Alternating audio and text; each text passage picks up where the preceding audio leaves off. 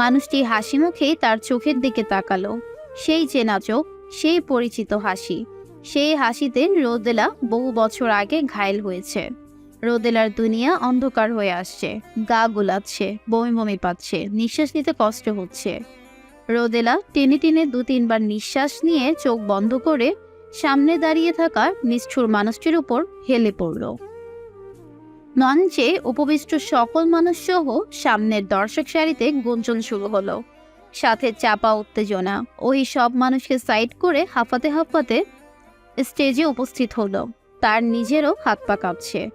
সে সবাইকে সরিয়ে রোদেলার হাত ধরে বলল, রোদেলা আপু, কথা বলো, কথা বলো আপু। কেউ একজন একটু সাহায্য করুন, পানি দিন একটু কেউ। রোদেলা নতুন প্রিন্সিপালের বুকের উপর হেলে আছে। নতুন প্রিন্সিপাল বাম হাতে হালকা করে রোদেলাকে ধরে আছে।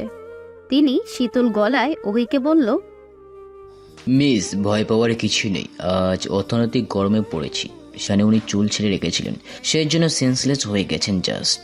আপনি বরং ওনাকে টিচার্সদের রেস্ট রুমে নিয়ে যাওয়ার ব্যবস্থা করুন। এক নাগাড়ে বলে ভাইস প্রিন্সিপালের দিকে তাকালেন। উনি স্পিকারে সবাইকে ক্রমাগত শান্ত হতে বলেছেন। পরিস্থিতি অনুকূলে আনার জন্য অন্য একটা টিচার এসে রোদেলাকে পাজা কোল করে নিয়ে স্টেজ থেকে নেমে গেল। 2জন মহিলা টিচার এবং ওহি তাদের পিছন পিছন গেল। কিছুক্ষণের মধ্যেই চারিপাশ শান্ত হয়ে গেল। সবাই আগের মতো আগ্রহ নিয়ে নতুন প্রিন্সিপালের দিকে তাকালো। সাদিত একটু সামনে এসে মুচকি হেসে সবার উদ্দেশ্যে হাত নাড়ালো। প্রথম দিনেই এরকম কিছু ঘটবে তা তার ভাবনাতে ছিল না। রোদেলার জ্ঞান ফিরেছে। সে শুয়ে আছে কলেজের প্রাথমিক চিকিৎসালয়ে। কলেজের কোনো স্টুডেন্ট হুট করে অসুস্থ হয়ে পড়লে এখানে প্রাথমিক চিকিৎসা দেওয়া হয়। দিনের বেলার জন্য সার্বক্ষণিক একটা বয়স্ক SBBS রাখা আছে। রোদেলার বাম হাতে স্লাইন লাগানো আছে। সে আধো ঘুম আধো চৈতন্যে আছে। তার চোখের সামনে স্যুট বুট পরা একজনের চেহারা ভেসে উঠছে বারবার। ওহি রোদেলার মাথার চুলে আঙুল চালিয়ে বলল, আপু, এখন কেমন লাগছে? একটু বেটার ফিল করছো? রোদেলা পিট পিট করে চোখ খুলল। ওহির দিকে চেয়ে জোরপূর্বক হেসে বলল, আমি একদম ঠিক আছি। তোকে অনেক ভয় পাইয়ে দিয়েছিলাম, তাই না রে? শুধু আমি না আপু, তুমি সবাইকে ভয় পাইয়ে দিয়েছো। আমি হাওমাও করে কাঁদতে নিয়েছিলাম। তোমাদের নতুন প্রিন্সিপাল বললো ভয় পাবেন না, ওনার কিছু হয়নি। রোদেলা চমকে বলল, আরে, এখানে অব্দি কে নিয়ে এলো ওহি? তোমার ডিপার্টমেন্টের এক টিচার আপু, ওই যে টাকলা করে। এর আগের বার তোমার সাথে যখন কলেজে এসেছিলাম তখন কিছু কথা হয়েছিল ওনার সাথে। রোদেলা চোখ বন্ধ করে স্বস্তির নিঃশ্বাস ফেলে, ফের চোখ খুলে বলে, ড্রাইভার কাকাকে গাড়ি নিয়ে আসতে বলো ওহি, আমি বাসায় যাব। আপু, স্যালাইন তখনও শেষ হয়নি, 1 ঘন্টা পর যাই। না, আমি এক্ষুনি যাব রে। এখানে থাকলে দম বন্ধ হয়ে মারা যাব। ওহি আর জোর করল না। ফোন হাতে নাম্বার ডায়াল করতে করতে বাহিরে বের হয়ে গেল। রোদেলার কানে গানের আওয়াজ ভেসে আসছে। কেউ একজন আবেগ ঝরা কণ্ঠে গেয়ে যাচ্ছে, আমি হব রাত, তুই হবি চাঁদ, যোজনাই ঘর আমাদের। তুই হলে রোদ, আমি হব রংধনু, শিলছে শহর আমাদের। রোদেলার চোখের কোণ বেয়ে কয়েক ফোঁটা অশ্রু বের হয়ে কানের কাছে পৌঁছায়। সে ডান হাতে মুছে বড় বড় করে শ্বাস নেয়। সাংস্কৃতিক অনুষ্ঠান শুরু হয়ে গেছে, তার মানে অনুষ্ঠান শেষের দিকে। দরজায় মৃদু টোকার আওয়াজে সেদিকে তাকালো রোদেলা। কেউ একজন শীতল পুরুষালী গলায় বলে, ভেতরে আসলাম। রোদেলা উত্তর দেওয়ার আগেই সাদিদ ভাইস প্রিন্সিপালকে নিয়ে ভেতরে প্রবেশ করে। রোদেলা উত্তেজিত হয়ে এক লাফে উঠে বসে। সঙ্গে সঙ্গে তার হাতের সূচে টান পড়ে, রক্ত ওঠে। সাদিদ দ্রুত এগিয়ে এসে রোদেলার হাতটা ধরে টান করে হুকুমের স্বরে বলে, মিস রোদেলা, আপনি ব্যস্ত হবেন না, শুয়ে পড়ুন। রোদেলা শুয়ে পড়ে। তার মাথা কাজ করছে না। ওহিটা কোথায় গেল? এরা প্রিন্সিপাল মানুষ, তার সালাম দেওয়া উচিত। সে কাঁপা কাঁপা গলায় বলল, আসসালামু আলাইকুম স্যার। সাদিত উত্তর দিল না। ভাইস প্রিন্সিপাল বয়স্ক মানুষ, চুলে বহু বছর আগেই পাক ধরেছে। তিনি সালামের উত্তর দিয়ে বললেন, রোদেলা, তোমাকে বহুবার বলেছি শরীরের যত্ন নেবে। তোমাকে আমার মেয়ের মতোই মনে করি, কিন্তু তুমি তো আমার কোনো কথাই শোনো না। আজ তোমার গাফিলতির জন্য কি একটা পরিস্থিতির মুখোমুখি হতে হয়েছিল সবাইকে। রোদেলা নরম গলায় বলল। আমি সরি। সাদিত একটু পিছিয়ে গিয়ে বলল, মিস রোদেলা, আপনার শরীরের কন্ডিশন বেশি ভালো মনে হচ্ছে না। আপনি বরং 3 দিনের লিভ নিন। রোদেলা চোখ তুলে সাদিতের দিকে তাকালো। এতগুলো বছর পর দেখছে, অথচ চেহারার বিন্দুমাত্র পরিবর্তন আসেনি। আরো সুন্দর হয়েছে মানুষটা। মাথার চুল আরো ঘন হয়েছে। জগতে সমস্ত মায়া যেন একত্র হয়ে দু চোখে ভর করছে। কপালের ডান সাইডের কাটা দাগটা আরো উজ্জ্বলতা বাড়িয়েছে। রোদেলা চোখ সরিয়ে নেয়। সাদিত নিজেই ভাইস প্রিন্সিপালের দিকে ঘুরে বললেন, স্যার, আপনি মিস রোদেলার ছুটির সব কিছু ব্যবস্থা করুন, আমি আসছি। বলেই গটগট করে চলে গেল। একবারও পিছনে ঘুরে তাকালো না। কিছুক্ষণ পর ওহি এসে বলল, আপু, জব্বার কাকা গাড়ি নিয়ে এসে গেছে। আজ সোমবার, ওহি জন্মদিন আজ। সব ঘরোয়াভাবে করা হবে, 2 ফ্যামিলির মানুষ শুধু, তারা আর রোদেলা আপুদের পরিবার। কলেজ থেকে রোদেলা সোজা এখানে চলে এসেছে। বিকেলের দিকে তারা পরিবারের সবাই আসবে। সে একেবারে শাওয়ার নিয়ে নতুন ড্রেস পরে বের হলো।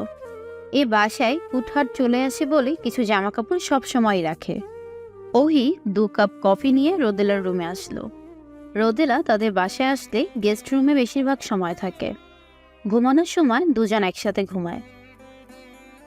আপু, তোমার কফি। রোদেলা মাথা মোড়ানো তোয়ালটা সরিয়ে রেখে কফি হাতে নিল। বিছানায় বসে এক চুমুক দিয়ে বলল, এটাই এখন প্রয়োজন ছিল। তুই কিভাবে যে আমার মনের কথা বুঝে যাস? ওহি নিজেও আপুর পাশে বসে নিজের কাপে চুমুক দিল। তার আপুকে বলল, তোমার কলেজের সময় কেমন কাটে? তোকে একটা কথা বলি ওহি, কাউকে বলবি না কিন্তু। তোকে প্রথমে বলেছি আমি ওই কলেজে আর চাকরি করব না। রেজিস্ট্রেশন লেটার সব ব্যবস্থা করছি। সে কি, কেন আপু? তোমার তো কলেজটা ভীষণ প্রিয় ছিল।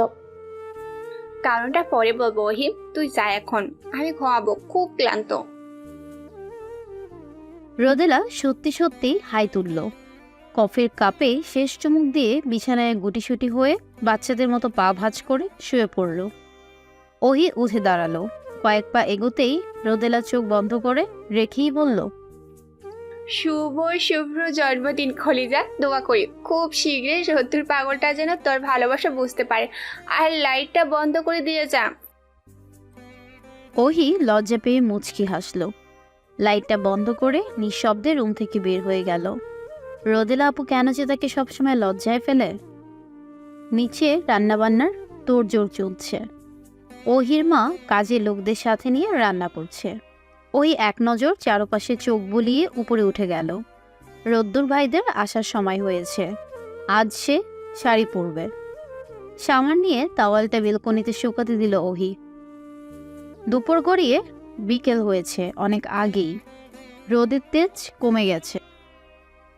গোধূলি লগ্নের এই শেষ বিকেলটা যেন শুধুমাত্র রোমান্টিকতার জন্যই সৃষ্টি। ইস, এমন একটা বিকেলে যদি হুটতোলা কোনো রিকশায় সে আর রোদ্দুর ভাই পাশাপাশি থাকতো। কারণ ছাড়াই সে হুট করে রোদ্দুরের হাত চেপে ধরত। তখন কখনো বা চুলগুলো এলোমেলো করে দিত।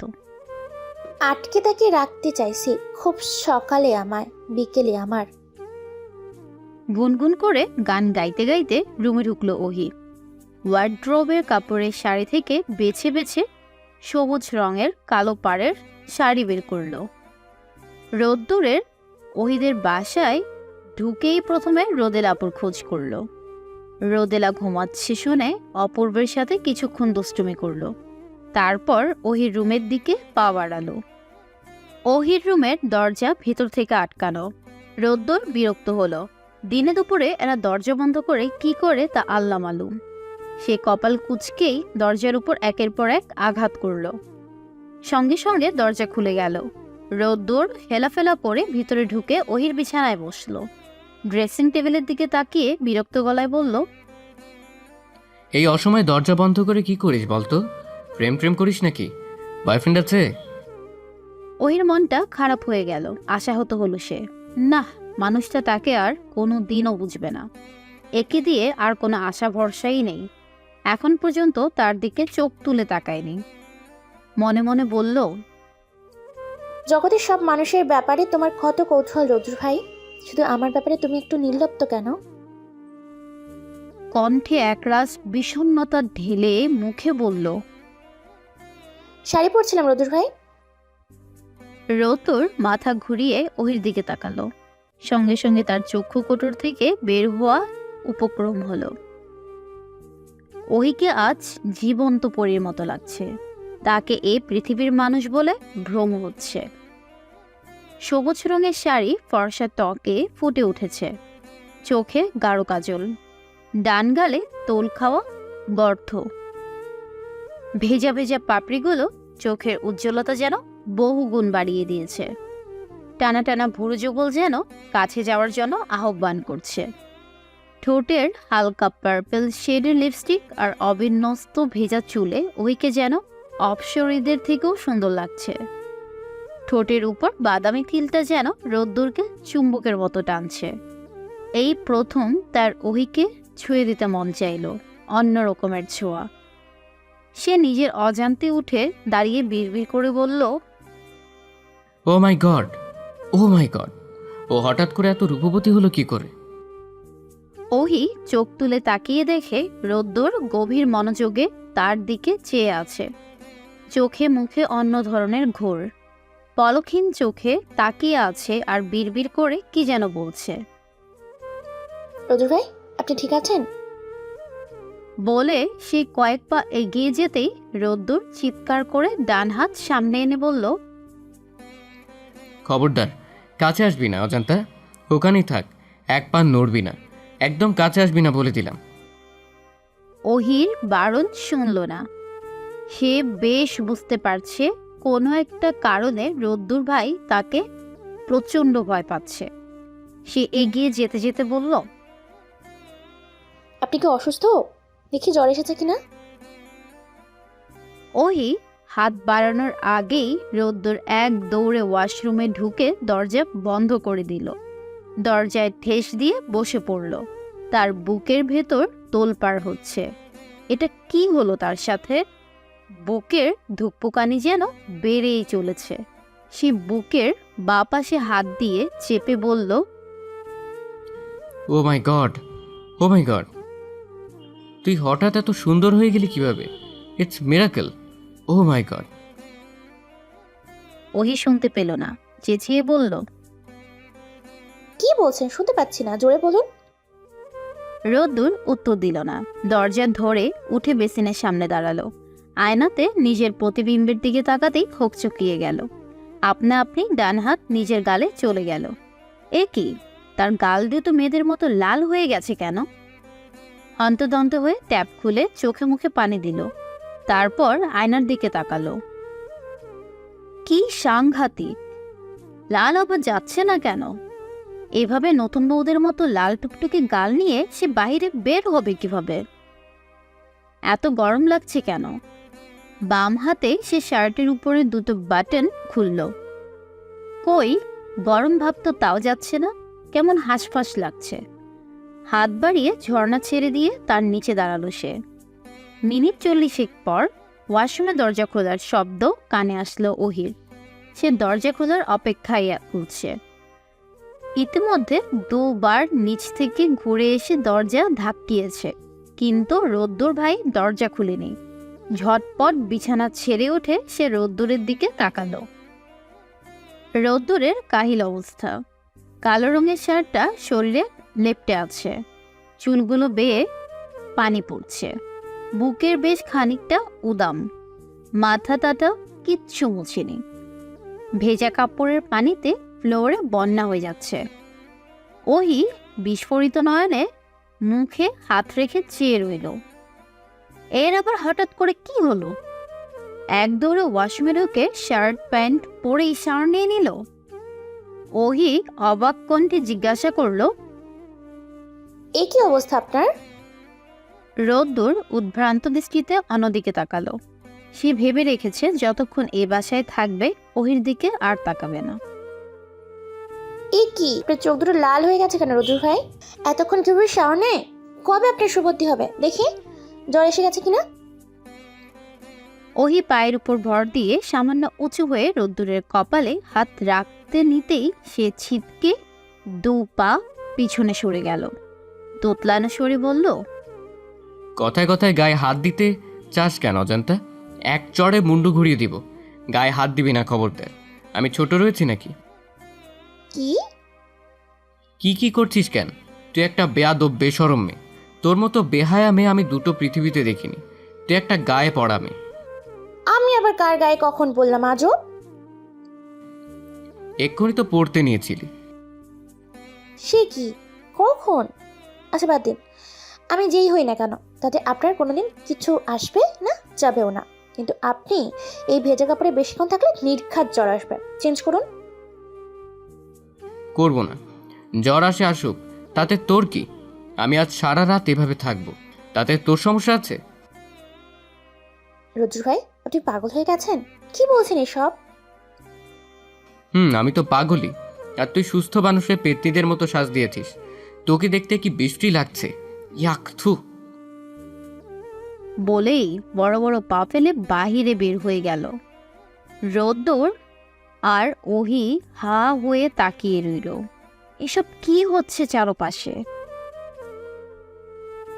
সন্ধ্যার পরপরই রোদ্দুরের হাড়গোড় কাঁপিয়ে জ্বর আসলো। হুট করে এভাবে জ্বর আসে সবাই চিন্তিত।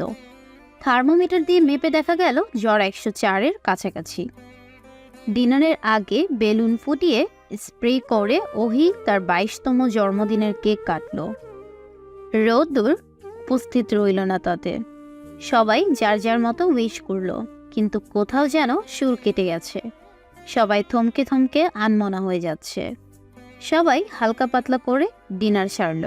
ডিনার শেষে ঘরোয়াভাবে গানের আয়োজন করার প্ল্যান ছিল, সেটা আপাতত স্থগিত রাখা হলো। ওহির বাবা বেশ কয়েকবার ডাক্তার ডাকার কথা বলল, কিন্তু রোদ্দুর বেগ ধরেছে। পৃথিবীর পাখা গজিয়ে উড়া শুরু করলেও সে ডাক্তার দেখাবে না। তার নাকি কঠিন অসুখ হয়েছে, এই অসুখ ডাক্তারে সারবে না। পরে কেউ আর জোর করেনি। রাতের বেলা ওহির মা শাহানা জোর করে রোদ্দুরকে স্যুপ খাওয়ালো, তারপর মেডিসিন খাইয়ে দিল। রোদ্দুর খালার হাত ধরে বলল, খালা, আমার কঠিন অসুখ হয়েছে। আমি হয়তো মরে যাব। শাহানা রোদ্দুরের মাথায় হাত বুলিয়ে বলল, বাবা, এসব বলতে হয় না। তোমার কিচ্ছু হবে না। এই যে ওষুধ খাইয়ে দিলাম, কিছুক্ষণের মধ্যেই জ্বর থাকবে না। তুই ঘুমাতো। খালা, আমার হুট করে কি যেন হয়ে গেছে। আমাকে নিশ্চিত পড়ি থুকু জিনে ভর করেছে। তুমি বরং কাল সকালে কবিরাজ ডেকে ঝাড়ফুঁকের ব্যবস্থা করো। আচ্ছা ঠিক আছে, সকালে দেখা যাবে। তুই ঘুমা এখন। রোদ্দুর সঙ্গে সঙ্গে চোখ বন্ধ করলো। হঠাৎ মনে পড়ায় চোখ বন্ধ রেখেই বলল, খালা, খেয়াল রেখো কোনো পরিটরি যেন রুমের ভেতরে না ঢোকে।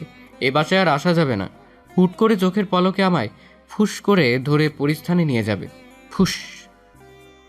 শাহানার বড্ড মায়া হলো। তিনি 3বার আয়তুল কুরসি পড়ে রোদ্দুরের মাথায় ফু দিল। ছেলেটা জ্বরের ঘোরে আবল তাবল বকছে। আহারে। ওহি দরজায় হালকা শব্দ করে ভিতরে ঢুকলো। ছোটবেলা থেকেই তার অভ্যাস হয়ে গেছে অন্য রুমে প্রবেশ করার আগে মৃদু শব্দ করা। সে অলরেডি ড্রেস চেঞ্জ করে ফেলেছে। কফি কালারের সুতির 3 পিস গায়ে, ওড়নাটা ভালো করে গায়ে জড়িয়ে এগিয়ে আসলো। রোদ্দুরের দিকে চেয়ে শাহানাকে বলল, রোদ্দুর ভাইয়ের সাথে ঘুমাবে কে মা? শাহানা বেশ স্বাভাবিক গলায় বলল, কেন? কেউ না ঘুমালে তুই ঘুমাবি নাকি? মা, তুমি কি রোদুর ভাইয়ের মতো পাগল হয়ে গেছো? এই আমাকে একদম পাগল বলবি না। তোর বাপের থেকে শিক্ষা পেয়েছিস না? দিনের ভিতর হাজারবার নিজে পাগল বলে শান্তি পায় না, এখন মেয়েকে দিয়েও বলাবে? এরকম হলে কিন্তু আমি এ বাড়ি থাকবো না, আগেই বলে রাখলাম। মা, চেঁচামেচি করবে না প্লিজ। বাবা গরম জল চাচ্ছে, দিয়ে আসো, আমি এখানে আছি। দাঁড়া, গরম জল এখন তোর বাপের পাচায় ঢালবো। আমি দাসী পেয়েছে, 24 ঘন্টা হুকুম করবে। মা, কিসব হাসি ইউজ করছো? রোদুর ভাই আছে এখানে। থাকুক, তোর বাপ কি করেছে জানিস? গতকাল রাতে একটু বলছিলাম, অগো টেবিল থেকে 1 গ্লাস পানি দাও তো। আমায় বলে কি জানিস? বলে উঠে গিয়ে খেয়ে নাও, নড়াচড়া না করে তো শুধু ভুঁড়ি বাড়াচ্ছ। কি বজ্জাত দেখেছিস? ওই দীর্ঘশ্বাস ফেলে বলল, হ্যাঁ দেখলাম। তুমি এখন যাও তো মা। শাহানা অনিচ্ছা নিয়ে চলে গেল। ওহি একটা চেয়ার টেনে রোদ্দুরের শিওরের পাশে বসলো। রোদ্দুর এখন অপূর্ব রুমে শুয়েছে। অপূর্বকে আশেপাশে দেখা যাচ্ছে না। অন্য রুমে ঘুমিয়ে গেল নাকি? রোদ্দুর ঘুমাচ্ছে, মুখটা পাণ্ডুর মতো ফ্যাকাশি হয়ে গেছে। ওহি ডান হাতটা হালকা করে রোদ্দুরের কপালে রাখতেই চমকে গেল। গা তো জ্বরে পুড়ে যাচ্ছে। মেডিসিন খাওয়ার পরেও কমছে না কেন? ছেলেটা কি যে করে না! কি দরকার ছিল অতক্ষণ ভেজার?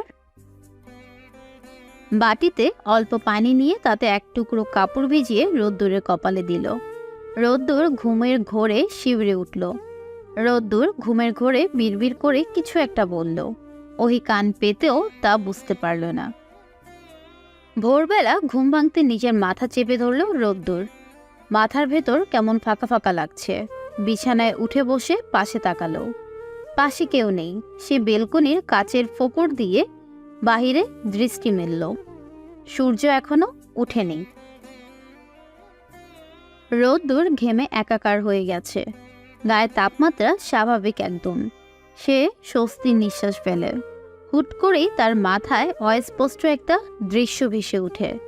রাতের বেলা সে যখন ঘুমিয়েছিল তখন ওহি তার দিকে ঝুঁকে কিছু একটা করছিল। হ্যাঁ, তার সারা মুখে এলোপাথারি চুমু খেয়েছে। কি সাংঘাতিক! রোদ্দুর একটানে গায়ের উপর থেকে কম্বল সরিয়ে ওহির রুমের দিকে পা বাড়ালো। ওহিকে আজ উচিত শিক্ষা দিতে হবে তার ঘুমের সুযোগ নিয়ে। ওহির রুমের দরজা খোলা। রোদ্দুর ভিতরে ঢুকে চারদিকে তাকালো। ওহি রুমে নেই। সে তবুও চেঁচিয়ে বলল, অজান্তা, সাহস থাকলে সামনে আয়। আমার জ্বরের সুযোগ নিয়ে চুমু খাওয়া? তোর চুমুর আমি দফা রফা না করলে আমার নামও রোদ্দুর হিম নয়। তোর কলিজা কত বড় আমি সেটা আজ দেখেই ছাড়বো। বের হ, বের হ বলছি। ওয়াশরুমের দরজা খুলে রোদেলা বের হলো। তার চোখে মুখে পানি, কপাল কুঁচকে বলল, এত ভোরে চিল্লাফাল্লা করছিস কেন রোদ্দুর? তোর কবে যে জ্ঞান হবে? ছাই, কি যে বলছিস? ওহি তোকে চুমু টুমু খেয়েছে নাকি? রোদ্দুর মিয়ে গেল। রোদেলা আপু এ রুমে কি করছে? ওহি কোথায়? সে মিনমিন করে বলল, ইয়ে মানে আপু, মনে হচ্ছিল আহির মতো দেখতে কেউ আমার ঘুমের ঘোরে। এই রাতের ঝড়ে দেখি তোর সম্পূর্ণ মাথা আউলে গেছে। ওহি তো সারা রাত আমার সাথে ছিল। আমরা দুজন গেস্ট রুমে একসাথে ঘুমিয়েছিলাম। এই রুমে অপূর্ব ছিল রাতে। তার মানে আমি স্বপ্নে দেখেছি? ওহি, ও মাই গড! রোদ্দুর এক দৌড়ে রুম থেকে বের হয়ে গেল। যাওয়ার সময় দরজার সাথে একটা বাড়িও খেলো, কিন্তু তার খেয়াল নেই। দিকবিদিক হারিয়ে এক দৌড়ে অপূর্বর রুমে ঢুকতেই কারো সাথে ধাক্কা খেলো। দিকবিদিক হারিয়ে এক দৌড়ে অপূর্বর রুমে ঢুকতেই কারোর সাথে ধারাম করে ধাক্কা খেলো রোদ্দুর। ডান হাতে ব্যথা পাওয়া জায়গায় হাত বুলিয়ে সামনে না তাকিয়ে বিরক্ত গলায় বলল, কোন শালি রে? দেখে চলতে পারিস না? সঙ্গে সঙ্গে তার মাথায় হালকা একটা থাপ্পড় পড়ল। দ্রুত চোখ তুলে তাকিয়ে দেখে সামনে তার পিএইচডিধারী বাবা ডক্টর মুজিবুর রহমান দাঁড়িয়ে আছে। কোনো একটা অজ্ঞাত কারণে তার বাবা নিজেকে বঙ্গবন্ধু শেখ মুজিবুর রহমান মনে করে এবং সব সময় বুক উঁচিয়ে হাঁটে। রোদ্দুর মাথায় হাত রেখে অগোছালোভাবে বলল, বাবা তুমি এত সকালে এখানে কেন? বাসায় যাওনি তোমরা? মুজিবুর রহমান একটা হাই তুলে বলল, তোর শরীরের তাপমাত্রা কমেছে? এখন কত ডিগ্রি? কত ডিগ্রি জানি না বাবা, তবে জ্বর নেই, একদম স্বাভাবিক। আমি 3 মিনিট দাঁড়ালাম, থার্মোমিটার দিয়ে মেপে একুরেট টেম্পারেচার বলবি। তোর মাকে গিয়ে আবার বলতে হবে। রোদ্দুর বিস্ফোরিত নয়নে বলল। মা কোথায়? মুজিবুর রহমান বিছানায় গিয়ে পা তুলে বসলেন, চোখ দুটো বন্ধ করে যোগ ব্যায়ামের ভঙ্গি করলেন। তারপর শীতল গলায় বললেন, গত রাতে 12টার দিকে আমি আর তোর মা বাসায় চলে গিয়েছিলাম। তোর জ্বর, সেজন্য তোর মা যেতে চাইল না, কিন্তু ওইদিকে খালি বাসা, শুধু কাজের লোক দুটো রয়েছে। বলা তো যায় না বিপদ আপদের কথা। পরে তোর খালার কথায় আমরা দুজন চলে গেলাম, কিন্তু সারা রাত তোর মা ঘুমাতে দেয়নি। আজানের সময় আমাকে লাথি দিয়ে উঠিয়ে পাঠিয়েছে। তোর টেম্পারেচার মেপে থার্মোমিটার সাথে করে নিয়ে যেতে বলছে। তাড়াতাড়ি কর। রোদ্দুর একটা দীর্ঘশ্বাস ফেলল। সে যে বড় হয়ে গেছে তা তাদের মা বাবাকে কে বোঝাবে? এখনো তার বাবা তুই তোকারি করে, দু একটা চড় থাপ্পড়ও কপালে জুটে মাঝে মধ্যে। সে এগিয়ে গিয়ে বগলের নিচে থার্মোমিটার চেপে বেলকনিতে গিয়ে দাঁড়ালো। বেলকনিতে দাঁড়াতেই রোদ্দুরের সব ধরনের অস্থিরতা দূর হয়ে গেল। বাহিরের হিমশীতল বাতাসে পুরো ভেতর বাহির শীতল হয়ে গেল। চারদিকে ফর্সা হয়ে গেছে, তবে সূর্য এখনো উঠেনি। অল্প অল্প কুয়াশায় মোড়ানো সকালটা রোদ্দুরের অন্যরকম ভালো লাগতে শুরু করলো। বারবার মনে হলো আজকের সকাল আর অন্যান্য দিনের সকাল এক নয়। কিছুক্ষণ পর সে ভেতরে এসে থার্মোমিটার টেবিলের উপর রেখে বলল, বাবা এই যে। মুজিবুর রহমান উত্তর দিল না। রোদ্দুর তাকিয়ে দেখে তার পিএইচডিধারী বাবা কম্বল মুড়ি দিয়ে ঘুমের দেশে তলিয়ে গেছে। সে রুমের দরজা বেরিয়ে নিচে নামলো। 1 কাপ চা খেতে হবে। কেউ বোধ হয় ঘুম থেকে উঠেনি। নিজের চা নিজেরই করতে হবে। রোদ্দুর সিঁড়ি দিয়ে নামতে নামতে গুনগুন করে গান করল। ক্ষতি নেই, কাছে না বলে তুমি চলে এলে। দেখো সেই খুশি সাজাবো আমি হাজার ফুলে। প্রতিদিন সবসময় দেখা বেশি হলে বড় ভালো হয়।